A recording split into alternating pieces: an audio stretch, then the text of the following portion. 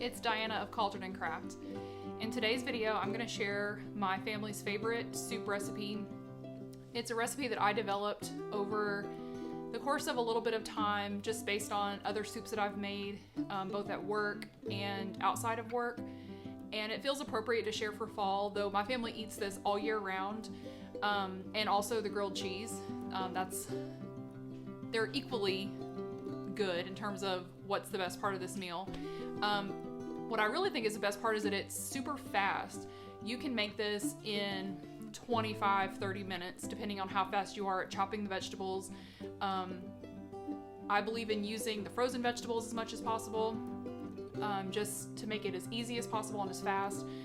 You cook the grilled cheese while the soup is cooking, so that everything just takes total 25-30 minutes. So it's super fast. It's also really versatile. So we're not vegan or vegetarian, and you'll see that in the cooking. We use meat, beef broth, chicken broth, things like that, but you could easily transition this meal to be vegan or vegetarian. For example, you could use lentils instead of the ground meat, or you could use a meat alternative like soy crumbles. You could use vegetable broth instead of the beef or chicken broth, and then you've easily transformed the soup from non-vegetarian to vegetarian. I don't really have any good recommendations for grilled cheese that's vegan or vegetarian though, so I'll have to think more about that, or definitely give me some recommendations in the comments. So let's get started.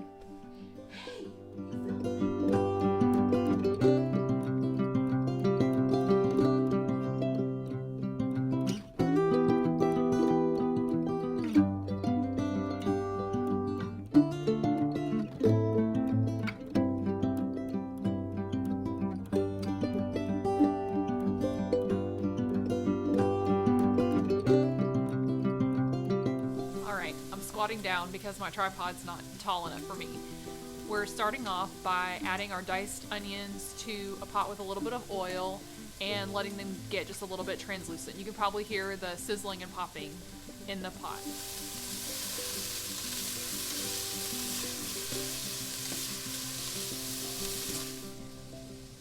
While the onions are sauteing, I'm going to go ahead and dice up my garlic. And I'm going to go ahead and add that if you are using a raw ground meat like beef, turkey, something like that, then you can go ahead and add it to the pot with the diced onions now, so it can cook along with the onions and kind of meld all their flavors together. We actually pre-cook all of our meat, and then we mix it with either mushrooms or lentils, beans. For something like this, I would use something with mushrooms. So I don't have to cook my meat, so I'm going to wait a little bit longer to add it. But if you're using raw meat, do that now.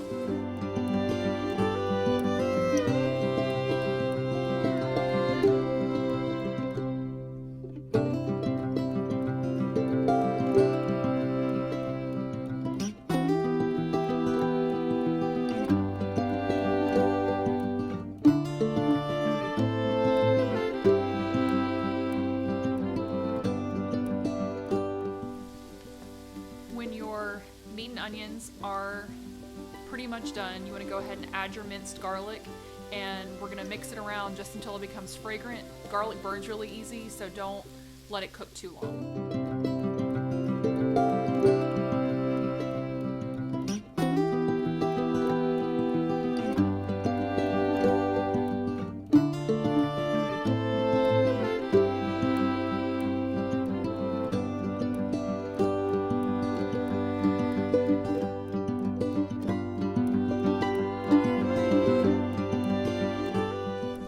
Next, we're going to add the broth, which I'm going to add 5 cups of water because I'm going to actually use like a beef base and chicken base to make my broth. I don't have any broth on hand.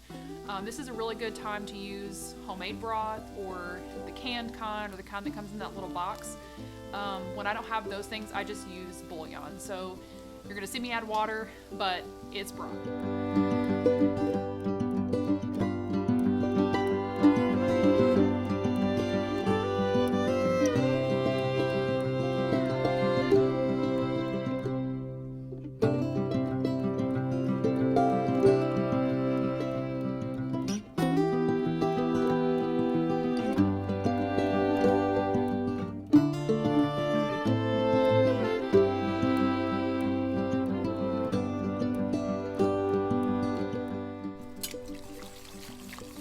I'm gonna whisk that in really good. For normal chicken broth or beef broth, for that particular brand of bouillon, it's 1 teaspoon per 8 ounces of water. And I added 5 cups, but I just went ahead and added 2 tablespoons. So just a little bit more base than what we have water. But we're also going to be adding crushed tomatoes, so it's going to help blend all of that together. And so now we're going to add our crushed tomatoes. It is a 1 pound 12 ounce can, or I'm sorry, it's a 28 ounce can.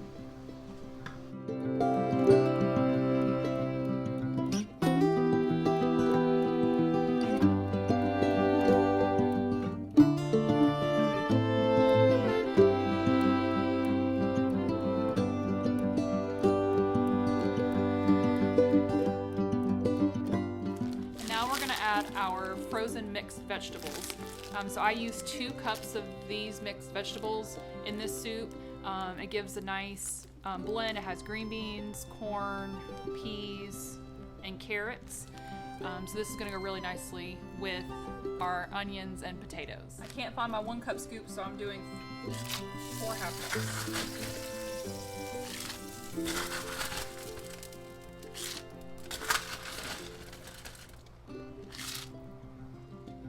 While our soup comes to a boil, we're going to go ahead and cut our potatoes so that when it does come to a boil, we can just throw them in. I don't really have a set number of potatoes I use for this recipe.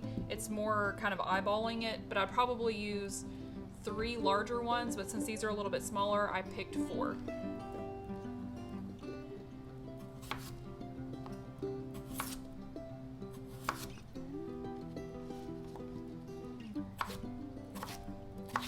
I cut them into pretty small cubes.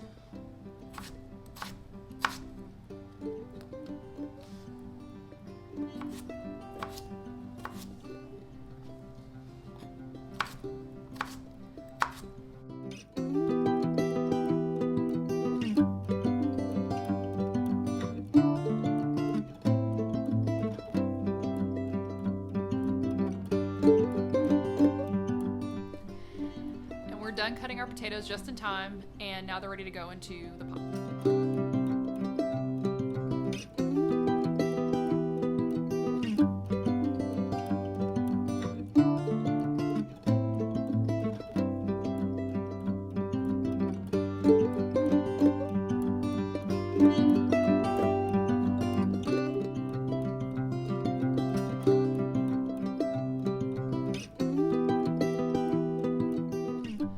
I've covered it, and now I'm going to turn down the heat a little bit so it doesn't boil over, and we're going to let it cook for 20 minutes. And while that cooks, we're going to go ahead and make our grilled cheese. The way I make my grilled cheese is by melting the butter and spreading it on the bread before putting it in the pan.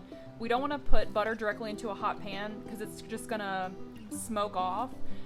So this is how I do it to get my bread nice and crispy and golden brown. And I also really like to use a multigrain bread because it's nice and thick and hearty and has a really nice crunch. It doesn't get spongy like some white breads, in my opinion.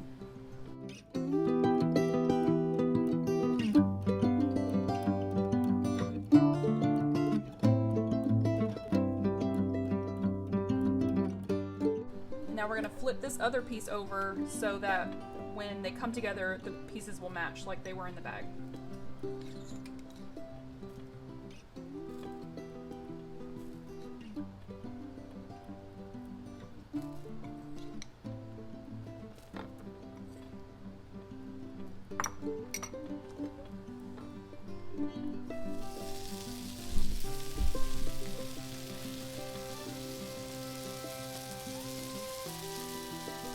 And I didn't say this in the beginning, but I actually preheat the pan before I start the soup so that the pan is nice and preheated before, by the time the soup is ready, it's ready to use to make the grilled cheese.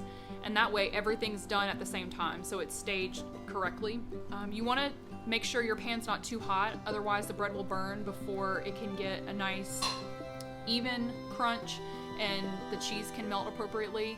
I am sometimes guilty of putting my pan a little bit too high and it ends up burning the bread. but so you want to make sure that you use a lower temperature for this.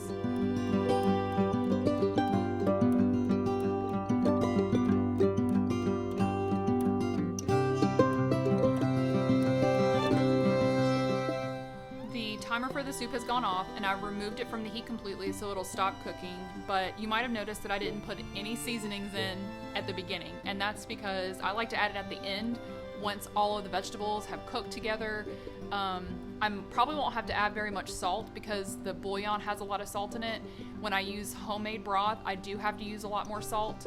I'm also just gonna kind of wing it and add ketchup, Worcestershire sauce, a teeny tiny bit of vinegar, and I also add rosemary and thyme, and those definitely have to be added at the end because dried spices will definitely, the flavors won't hold up to heavy cooking, so you always have to add those at the end anyway.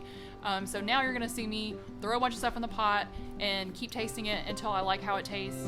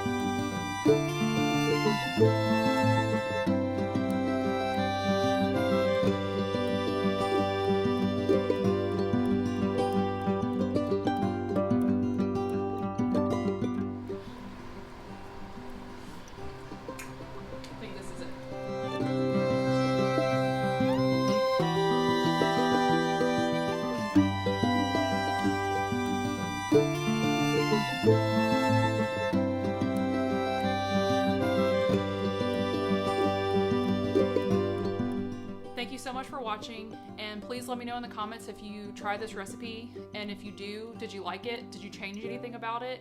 And I'll see you next time. Bye.